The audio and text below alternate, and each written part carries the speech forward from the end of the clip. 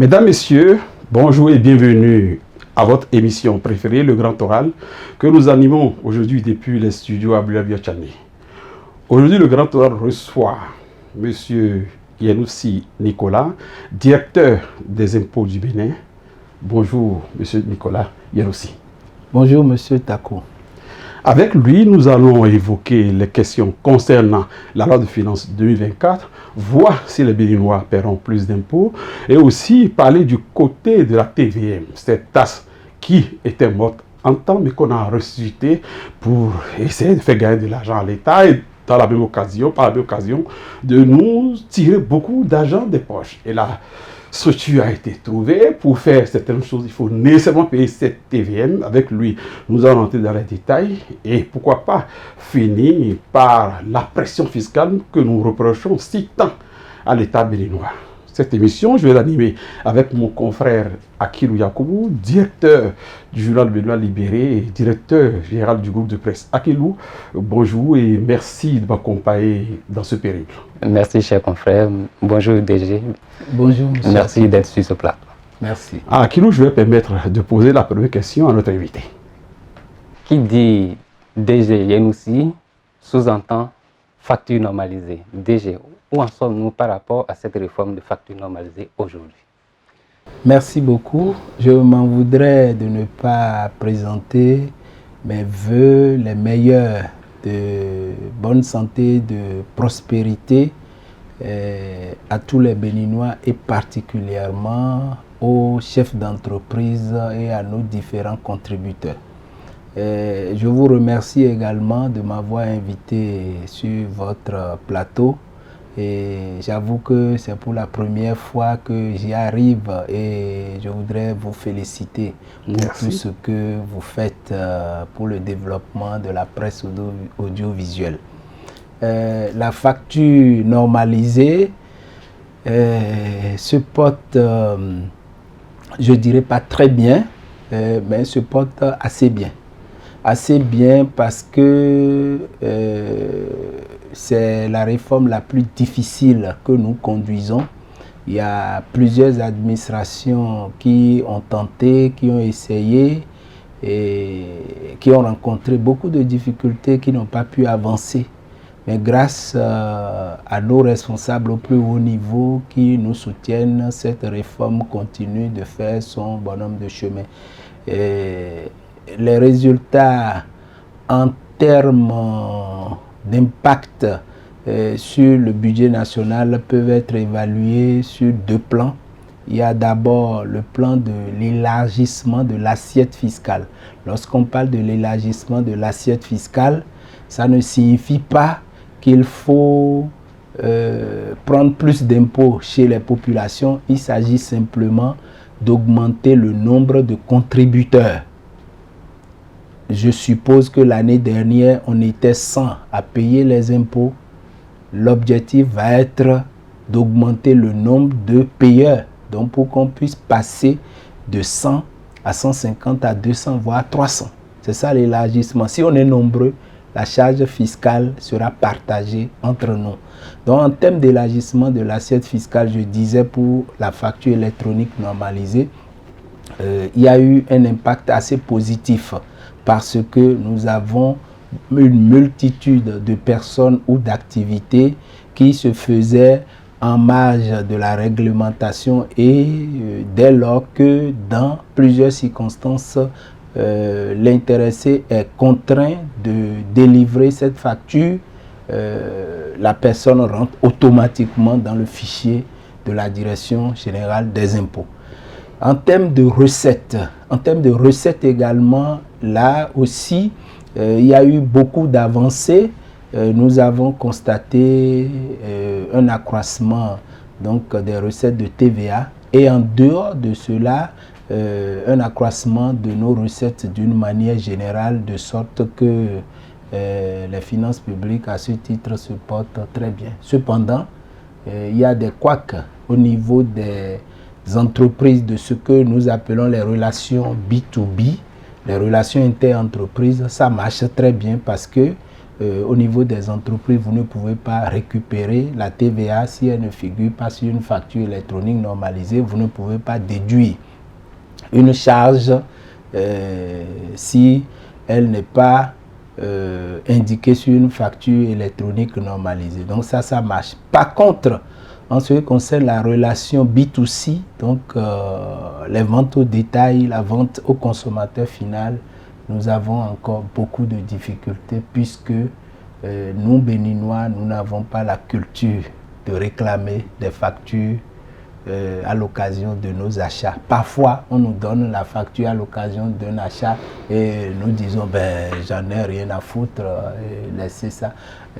Donc c'est tout ça qui a fait que nous avons, dans le temps, institué la tombola pour accompagner tout ce mouvement. Donc voilà rapidement le point que je pourrais faire. Et je pourrais dire aussi que cette réforme demeure une réforme phare, une réforme importante de la direction des impôts dans la sous-région. Nous sommes cités comme un exemple. Monsieur le DG, parlant de l'assiette fiscale, si votre entreprise, votre direction parvient à compter plus de contribuables que nous le sommes aujourd'hui, et ça dit que les impôts vont diminuer au niveau de chaque contribuable. Merci beaucoup. C'est l'objectif qui est visé à moyen terme. C'est-à-dire que si, comme je le disais tantôt, nous sommes 100 contribuables et que nous passons à 300, il va de soi que nous puissions réfléchir ensemble et voir dans quelle mesure réduire, par exemple, le taux de la TVA. Je ne le promets pas tout de suite parce que je dis que c'est l'objectif qui est visé à moyen terme. Les directives communautaires nous mettent dans une marge en matière de TVA de taux compris entre 15 et 20%. La plupart des pays ont retenu 18%, sauf le Sénégal qui est à 19%.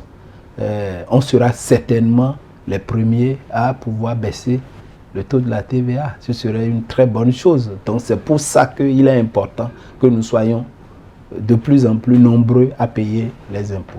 Quand les Béninois parlent de pression fiscale, vous avez cette facilité de dire qu'il n'y a pas eu d'impôts créés sous le régime de la rupture, mais on constate que certains impôts ont été réveillés de leur sommeil, de leur sarcophage, tels que la TVM, qui est sous le président Soglo, qui était aussi dans la même dynamique de développement que le président Patrice Talon. Lui l'avait laissé. Pourquoi vous le ramenez pour nous fatiguer? Je dirais d'emblée que il ne s'agit pas de la même chose. Ne disons pas de la même chose. Il ne s'agit pas de la même chose. Je voudrais clarifier pour dire que jusqu'à la conférence nationale, il y avait la vignette. La vignette était payée effectivement par des automobilistes, par des motocyclistes et également par ceux qui avaient des vélos moteurs. Alors, ce qui a été fait maintenant à partir de 2017, c'est de dire que ceux qui ont un peu plus de moyens dans la société contribuent un peu plus au financement des infrastructures, au financement de notre développement. Si les routes à Cotonou, à Parakou ou à Boïcon ne sont pas en bon état, cela ne dérangerait pas le vélo, celui qui est propriétaire d'un vélo moteur, oui, ou un motocycliste. Mais ça dérangerait énormément un automobiliste.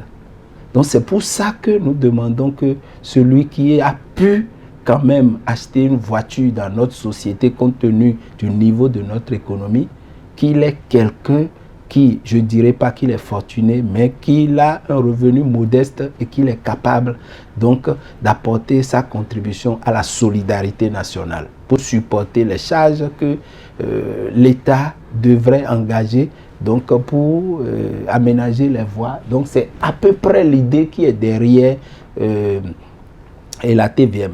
Ensuite, il y a que la TVM est la fusion de plusieurs impôts qui existaient, notamment la taxe de véhicules des sociétés. Depuis la nuit des temps au Bénin, les entreprises sur leurs voitures payaient un impôt qu'on appelait la TVS, la taxe sur les véhicules de société. Donc cette taxe est fusionnée dans la TVM.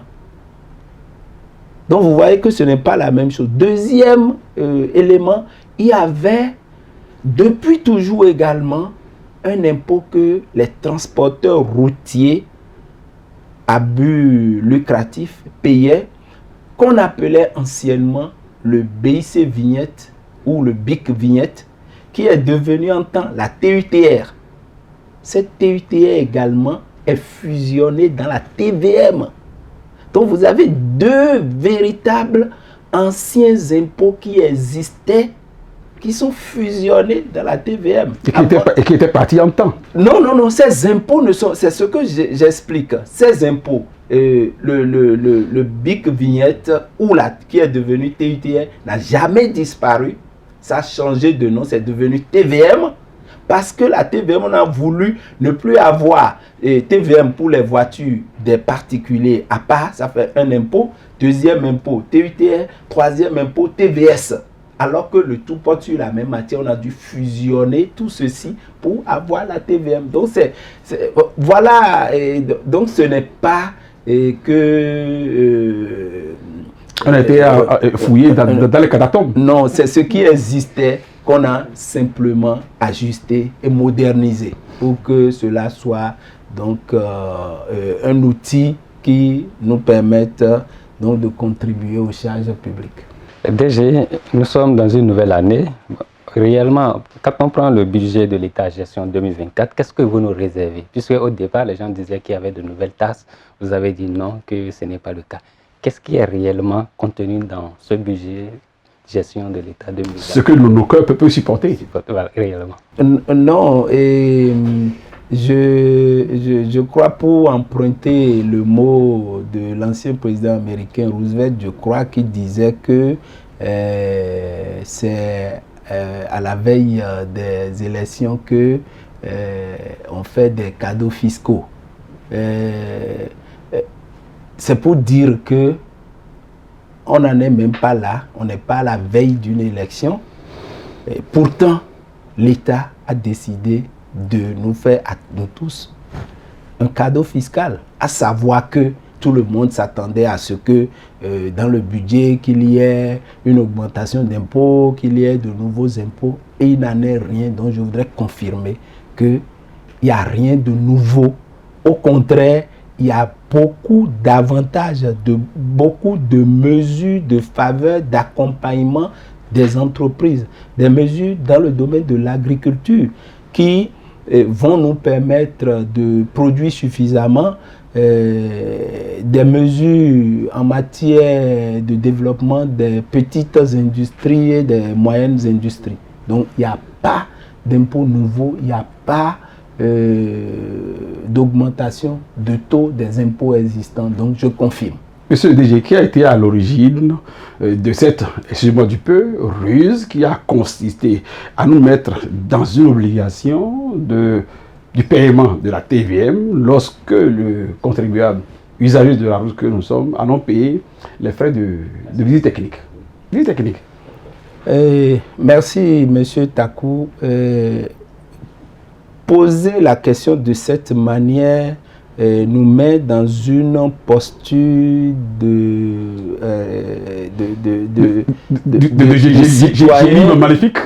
citoyen réfractaire à l'impôt. Non, et ce qui a été fait, c'est juste une mesure pour faciliter le paiement de l'impôt. C'est-à-dire que vous avez votre voiture, vous devez faire la visite technique. Après, vous devez souscrire ou renouveler votre police d'assurance. Vous allez payer également la TVM. Et tout ça, c'est à des endroits différents. Si nous prenons simplement ce que nous appelons le coût de la collecte de l'impôt, ou les bonnes pratiques de promotion de civisme fiscal, les bonnes pratiques recommandent à ce que on fasse tout pour éviter aux citoyens non seulement les tracasseries, mais des surcoûts pour payer l'impôt. Si vous habitez à Gla et que vous devez vous rendre à Papa derrière le pont avant de payer votre impôt, ce n'est pas bien. On ne peut pas continuer comme ça. Normalement, vous faites un pas à côté de votre résidence, vous payez vos impôts. À défaut de payer à partir de votre téléphone portable, puisque la technologie est à notre disposition aujourd'hui et le pays a pris des mesures pour investir, pour qu'on ait donc au moins une plateforme d'interopérabilité qui existe, qui est appelée le ISROAD et administrée par l'agence ASIN. Donc sur ISROAD, l'ANAT, l'agence des transports terrestres, vient déposer les données des véhicules, l'immatriculation des véhicules. Sur ISROAD également, les assureurs vont déposer leur base de données et la DGI, la direction des impôts, si toutes ces données existent, pourquoi alors aller chez l'assureur payer? Pourquoi aller à la DGI payer? Aller à l'ANAT payer? Donc nous tous, on se retrouve en un seul endroit et puis on partage l'information. Vous payez en une seule fois. Ça vous évitera de faire plusieurs déplacements, de toujours être dans les tracasseries habituelles. Donc ça c'est une mesure franchement pour soulager vraiment les contribuables. Mais nous ne voyons pas toujours ce côté positif des choses. Et nous, lorsqu'on reçoit des délégations étrangères ou lorsqu'on est dans des forats à l'étranger et que les gens parlent maintenant du Bénin sur cette technique, comment nous arrivons à prendre rendez-vous en ligne pour aller faire la visite technique? Vous prenez rendez-vous et puis vous y allez, on vous accueille, on vous attend, on vous reçoit, vous réglez rapidement.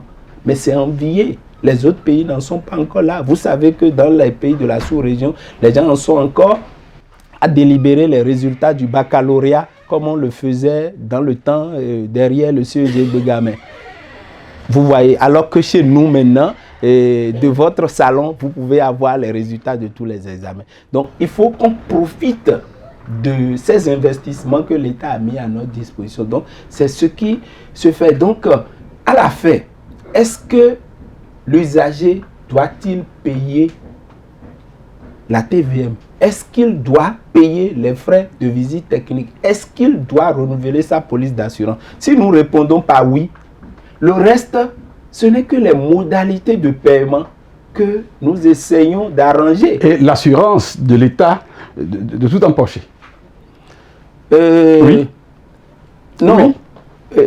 L'assurance de l'État d'empocher sa fiscalité? Oui, justement, puisque nous avons constaté depuis 2017 que la TVM a été instituée, qu'on a bien commencé, mais après, nous avons tous commencé à relâcher. Donc, il faudrait que, ensemble, nous puissions donc retrousser les manches pour aider notre pays. C'est d'ailleurs à ce niveau que je m'étonne, et les Béninois s'étonnent aussi, de voir que les TVM dus, vous mettez un accent sur le recouvrement de ces TVM, alors que pour une nouveauté qui est venue, vous aurez quand même pu limiter ces genres de paiements, parce que c'est difficile pour quelqu'un qui doit peut-être 3 ans de TVM d'aller sur le site et de devoir payer tout ce montant.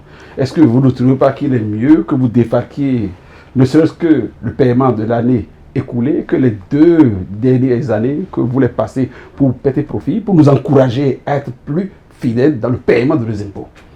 Je répondrai sur 2 volets. Premièrement,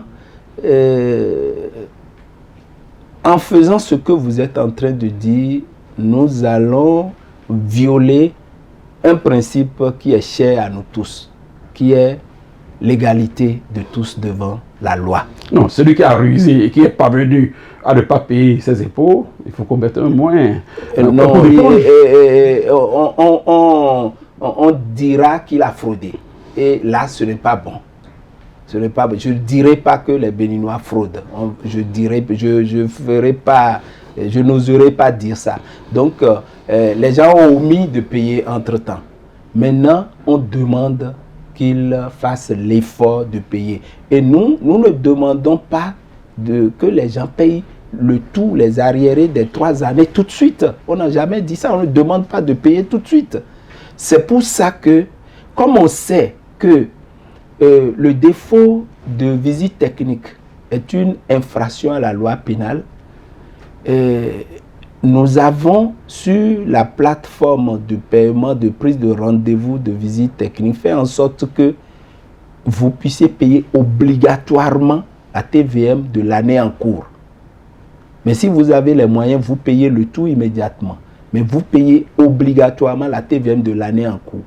Mais cela ne signifie pas que les autres années sont effacées. Encore qu'il n'est pas, et c'est le deuxième pan de ma réponse, qu'il n'est pas du devoir ou des compétences de la DGI d'annuler les impôts. Donc, la loi étant votée, si on doit le faire, si on doit faire une amnistie fiscale, on doit retourner devant le Parlement. Donc, on ne demande pas de payer le tout. Et ce que vous faites, c'est que vous vous organisez pour payer les arriérés. Sinon, ce qu'il y a également, que j'avais oublié de dire, c'est que sur la plateforme d'interopérabilité dont je parlais tout à l'heure, l'ANAT a pu développer un nouvel outil qui est le SecuRoute. Le SecuRoute, c'est l'outil de contrôle de sécurité routière aujourd'hui sur lequel la police républicaine est également formée, et vous allez les voir avec des TPE en main. Il suffira pour eux de flasher l'autocollant qui est affiché sur la voiture ou d'introduire le numéro d'immatriculation du véhicule, et ça affiche tout sur l'identité du véhicule et donc sur la police de nous imposer. Non, pas traquer. Vous savez que depuis 2016, il est interdit les contrôles routiers tous azimuts, et que c'est seulement en cas de besoin que la police le ferait. Avec SecuRoute, on n'aura même pas besoin donc de barrer la route ou d'interpeller tout le monde. Donc, soit au hasard, soit que en consultant la base de données d'avance, on sait les immatriculations qui ne sont pas à jour, et celles-là seulement seront interpellées dans la circulation. Donc je crois que tout ça, c'est de très belles initiatives que nous devons encourager. Moi, je crois qu'à partir du moment où on a commencé par payer la TVM depuis 2016, c'est un fléchissement. On a tous commencé par négliger. On nous invite aujourd'hui à reprendre les bonnes habitudes. Exactement. DG, je reviens toujours sur cette affaire de TVM. Pourquoi conditionner aujourd'hui l'assurance automobile à une TVM valable et à la visite technique valable? Et les contrôles ont commencé. Oui, nous avons voulu que toutes les structures contribuent à l'amélioration du civisme fiscal, c'est tout. Si vous voulez renouveler votre assurance, bon, l'assureur vous demande, si l'assureur omet de le faire, bon, au niveau de la plateforme de rendez-vous, vous serez rattrapé. Peut-être au cas où il y aurait des difficultés techniques sur la plateforme, bon,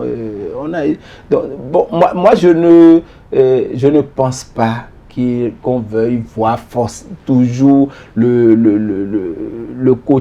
mauvais côté des choses, puisque nous savons que nous devons payer. C'est la population qui souffre, c'est pour ça on se plaint. On trouve que c'est une pression. Oui, comparons franchement les personnes qui sont propriétaires de voitures à l'ensemble de la population. Et nous sommes combien, vous et moi? On est combien par rapport à la population du Bénin, nous qui avons de voitures? Mais acceptons d'être solidaires des autres et payons notre impôt. Merci DG, si vous avez des messages, parce que nous sommes en train déjà de dégrainer le temps qui nous est imparti pour cette émission. Est-ce que vous avez un dernier mot, un mot gentil? Parce que quand on voit un directeur des impôts, on voit le percepteur de l'État et il ne plaît pas à tout le monde. Donc, nos téléspectateurs et internautes souhaitent quand même que vous sortiez un mot très gentil, un message très gentil à notre endroit qui puisse nous conforter dans notre tradition de payer les impôts. Et qu'on puisse respirer davantage. Ah. Oui. Ah oui. Oui. Cette année, comme l'année dernière, si vous avez les moyens d'acheter une voiture neuve, l'abattement de 90% sur la valeur en douane est reconduite avec une exonération de la TVA. Mais si vous n'avez pas les moyens d'acheter une voiture neuve et que c'est une voiture d'occasion que vous voulez acheter au niveau du port de Cotonou, également à ce niveau, depuis l'année dernière, on a entamé une discussion avec les importateurs qui a abouti à l'institution d'un impôt minimum à l'occasion de la vente sur chaque véhicule et ils sont contents les acteurs. Donc c'est acté dans la loi de finances 2024 également. Donc tout ça c'est de bonnes nouvelles. Ensuite, vous êtes opérateur économique. Vous avez une petite industrie de transformation à mettre en place. Vous pouvez importer, si c'est des équipements venant de l'étranger que vous devez utiliser, vous pouvez importer cela sans payer les droits de douane. C'est dans la loi de finances, c'est sans condition. En dehors de cela, les restaurateurs ont fait une réclamation par rapport à la TVA. La loi de finances 2024 a prévu une mesure dérogatoire en matière de TVA pour le secteur de la restauration. À savoir que le taux à appliquer ne sera pas strictement 18%, mais on va calculer la TVA sur leur marge. Donc ça également, c'est une bonne nouvelle. Je crois qu'il y a d'autres informations comme ça dans le budget 2024 et tout ça c'est de très bonnes choses. Voilà ce que je pourrais dire et remercier encore vos téléspectateurs. Il est de notre tradition de permettre à l'invité, dans le grand oral, de poser une question au journaliste. Si vous avez une question. Une seule question. Oui. Voilà. Est-ce que la vente de journaux, les journaux papier, donc le Benoît libéré, est-ce que les recettes provenant de la vente de journaux est soumise à la TVA, la recette de vente de journaux? Oui, dans une certaine mesure, et c'est d'ailleurs pourquoi nous, professionnels des médias, luttons pour la défiscalisation des entreprises de presse. Et nous n'avons jamais pu gagner ce combat. Et lorsqu'on voit le contexte dans lequel nous évoluons, où il n'y a même plus d'aide pour la presse, quand on voit que dans le même temps nous sommes soumis à ces pressions fiscales, je dis, plaise à Dieu, que le cœur des décideurs soit touché et qu'ils défiscalisent réellement les entreprises de presse, car à l'évidence, nous ne gagnons rien. Nous faisons ce métier par passion pour la plupart d'entre nous, et on souhaite, et c'est le moment de le dire, du chef de l'État, qu'il ait un regard bienveillant, paternaliste à notre endroit. Oui, vous avez profité pour plaider, mais ce n'est pas la bonne réponse, M. Tako. La bonne réponse se trouve au niveau de l'article 229 du Code général des impôts. Les recettes provenant de la vente de journaux sont exonérées de la TVA. On n'en vend même plus.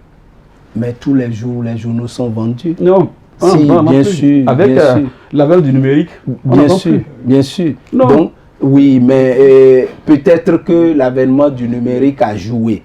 Mais même si c'est une petite recette, c'est là. Donc, c'est exonéré de la TVA. Donc, c'est exprès que j'ai posé cette question pour que nous puissions tous ceux qui nous suivent, qui sont vos confrères, puissent saisir également cette occasion. Je crois qu'on peut toujours continuer la discussion sur les autres avantages que la presse souhaite, tout ça. Nous sommes fêtiers, prenons contact avec la direction pour plus de détails dans ce sens. Merci beaucoup. Mesdames, Messieurs, vous l'aurez su, cette année, il n'y a pas eu de charge fiscale additive. Plutôt, le directeur général des impôts du Bénin nous a annoncé une bonne nouvelle, que nous sommes comme dans un contexte de non-ajustage d'impôts, que tout va bien. Vous avez aussi appris pour l'avènement de ce cumul de perception de taxes par le biais du numérique, du système numérique. Donc, que de bonnes nouvelles. Et c'est vrai que quand on a les personnes des impôts devant soi, tout ce qu'ils disent ne capte pas souvent avec ce qu'on aurait souhaité. Mais nous remercions le DG pour avoir accepté de nous prêter ces quelques minutes. Merci à vous, chers téléspectateurs et internautes. Prenez le rendez-vous prochainement pour une nouvelle émission.